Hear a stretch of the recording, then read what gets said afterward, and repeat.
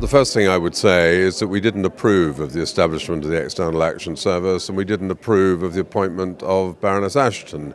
And she hasn't been terribly effective, but on the other hand, I wouldn't wish to see her go, because she might be replaced by someone who really was effective, and that would actually be quite dangerous, I think, because the External Action Service is encroaching on the responsibilities of our own national embassies.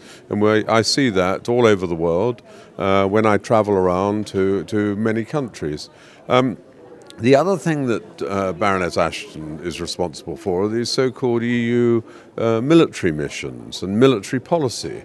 Now, again, this is something which we fundamentally oppose. We think it's detrimental to NATO, which for international operations has the enormous advantage of having the United States on board as well as all the European allies. And we do not see the requirement for some separate EU defence policy. So we're not happy with how she's performed, but we're not happy with the policies that she's trying to enact in any case. She promised that her External Action Service would be budget neutral. It's already over 30 million over budget. It's going to cost nearly £500 million in the coming years. We find that she's got 100 officials who are paid more than the British Secretary of State for Foreign Affairs. The whole thing is a vanity project which we can really do without. First of all, I want to say about Madame Ashton, what I really like is that the issue of human rights is on the top of her agenda, and I support that. On the other hand, she should do more, especially in the field of the freedom of religion.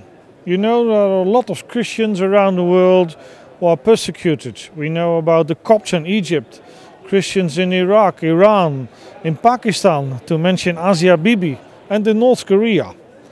And that is too low on her agenda. She only speaks about human rights, but she should speak specifically on the freedom of religion, and I mean for the Christians. And this also means that within the external service there should be a separate division to have a close look on what's going on with the Christians in the world. So on the one hand, I say yes, Madame Ashton is doing well, especially in the field of human rights, but on the other hand, she should do more on the issue of freedom of religion and the persecution of Christians, and she should make her own department work especially on this freedom of religion.